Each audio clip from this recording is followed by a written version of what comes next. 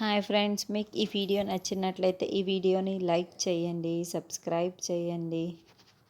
భూమిని గగన్ బయటికి తీసుకొని రాగానే భూమి ఒక్కసారిగా గగన్ని గట్టిగా హగ్ చేసుకొని థ్యాంక్ యూ సో మచ్. నువ్వు గనక వచ్చి నన్ను కాపాడకపోయి ఉంటే ఈ పాటికి వాళ్ళు నా ప్రాణాలు తీసి ఉండేవాళ్ళు అని ఏడుస్తూ ఉంటుంది. అప్పుడే గగన్ భూమి భుజం పైన ఓదరుద్దామని చెయ్యి వేయబోతూ ఉంటే ఫోన్ కాల్ వస్తూ ఉంటుంది. హలో అమ్మ అని ఫోన్ కాల్ లిఫ్ట్ చేసి మాట్లాడుతూ ఉంటాడు గగన్. భూమి ఎక్కడ ఉందో తెలిసిందా? క్షేమంగానే ఉందా అని శారద ప్రశ్నిస్తూ ఉంటుంది.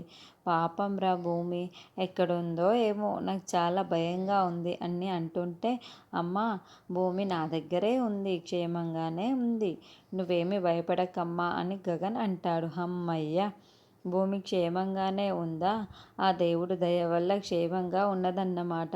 నాకు చాలా సంతోషం ఉంది. లేట్ చెయ్యకండి, త్వరగా ఇంటికి వచ్చేయండి అని శారద చెప్పడంతో, అలాగేనమ్మా వచ్చేస్తున్నాం అని ఫోన్ పెట్టేసి గగన్ వెళ్ళిపోతూ, గగన్ రా అనగానే పోతూ అలా గగన్ ముందుకు నడిచి వెళ్తూ ఉంటే భూమి గగన్ వెనకాలే నడుస్తూ ఫైట్ చేస్తున్నప్పుడు భూమిని గగన్ ఎలాగైతే మీదికి లాక్కొని ఫైట్ చేస్తూ ఉన్నాడో అవన్నీ గుర్తు చేసుకుంటూ మురిసిపోతూ ఉంటుంది. అప్పుడే గగన్ భూమిని చూసి ఏంటి అని ప్రశ్నిస్తూ ఉంటాడు. మీరు సమయానికి వచ్చి నన్ను కాపాడారు. మీరు కనుక కాస్త లేటు వచ్చి ఉంటే వాళ్ళ చేతిలో నా జీవితం ఏమైపోతుండేనో అని భూమి మాట్లాడితే గగన్ చేతిని అడ్డుగా చూపిస్తూ బ్యాడ్ టైం వదిలేసే, నేను నిన్ను కాపాడాను కదా, ఇప్పుడు నువ్వు వదిలేసే అని గగన్ చెప్తూ ఉంటాడు.